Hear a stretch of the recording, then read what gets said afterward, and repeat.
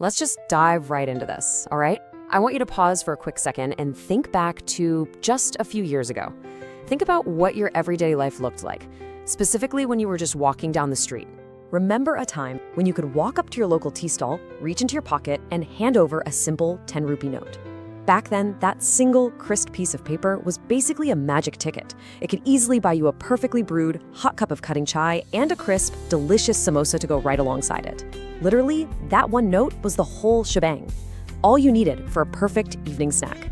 But flash forward to today, that exact same 10 rupee note, yeah, it might barely get you half a cup of tea now, if you're lucky. And the samosa, that's easily gonna cost you another 15 or 20 rupees extra. So what happened? Did that cutting chai suddenly become twice as magical?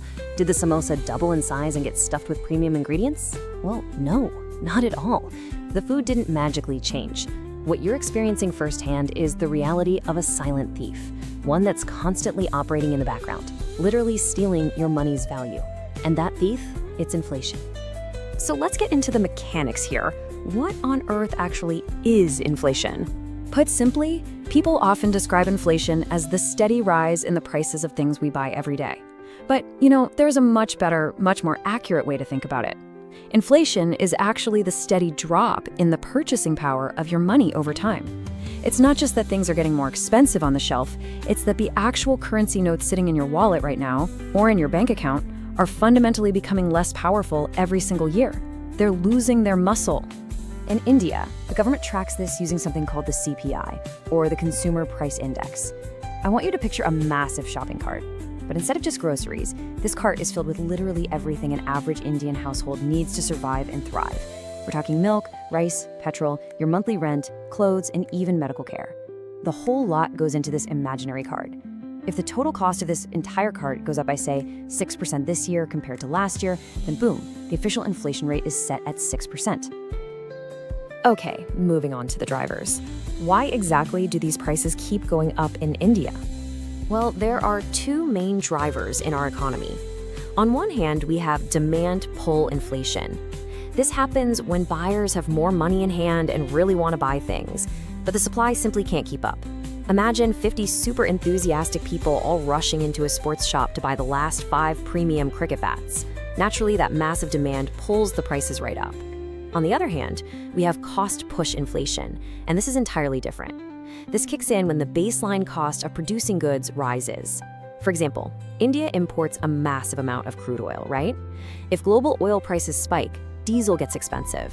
And because trucks use diesel to transport vegetables from farms to city markets, your local vegetable vendor has to charge you more for everyday items, like tomatoes and onions, just to survive. The rising base costs literally push the final price up. Now, here's a really crucial point. Inflation isn't entirely evil. Actually, a little bit of inflation, specifically around 4 to 6%, is considered incredibly healthy by the Reserve Bank of India. It means people are earning, they're spending, and the broader economy is actively growing. But here's the catch, and honestly, this is the golden rule of this entire explainer.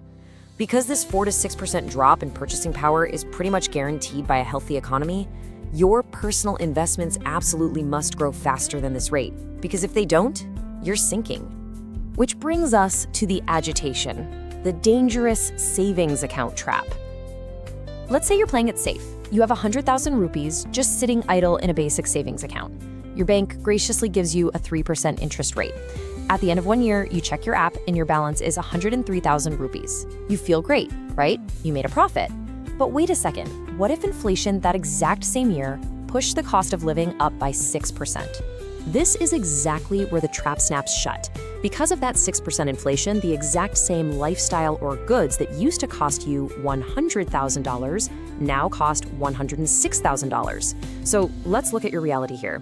Yes, your bank balance went up to $103,000, but the things you need now cost $106,000. You are effectively poorer. You can actually buy less today than you could a year ago. By leaving your wealth idle in a standard account, you're experiencing a negative real rate of return. You absolutely lost your real wealth. So how do we fix this? Let's talk about the solution, fighting back with investments. Let's see how India's favorite investments stack up against our 6% benchmark. First up, Fixed deposits, or FDs. They offer around a 6 to 7% return before taxes. But once you pay tax on that interest and factor in inflation, the verdict is that they're barely surviving. There's really zero real growth. Next up is gold. It's the traditional shield, right? When paper money falls, gold prices usually climb, making it a great way to preserve wealth over generations. Then we have real estate. It generally matches inflation perfectly, which is great. But the verdict on this one? It has a massive entry barrier, requiring lakhs or even crores just to get started. Finally, equity mutual funds. Historically, over a 5 to 10 year period, these have given returns of around 12% to 15%. If inflation takes 6%, but your fund grows at 12%, you are beating the thief by a clear 6%.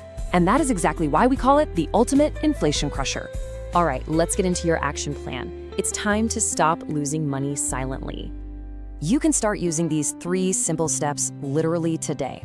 Step 1, stop hoarding excess cash in your regular bank account. Just leave your emergency fund there and put the rest of it to work. Step 2, start a monthly SIP, a systematic investment plan in diversified equity mutual funds. And honestly, the best part? You don't need to be rich to start. Even $500 a month is a fantastic way to begin utilizing that inflation crusher we just talked about. Step 3, balance your money safely. You don't have to put absolutely everything in the stock market. Mix the absolute safety of FDs for your short-term needs with the growth power of mutual funds for your long-term goals. That balance, it gives you complete peace of mind. You see, building wealth isn't about getting lucky. It's about being informed and taking steady action. Share with your friends or family members who might still be stuck in that dangerous savings account trap. And definitely make sure to subscribe for more clear, strategic guides that put the power back in your hands.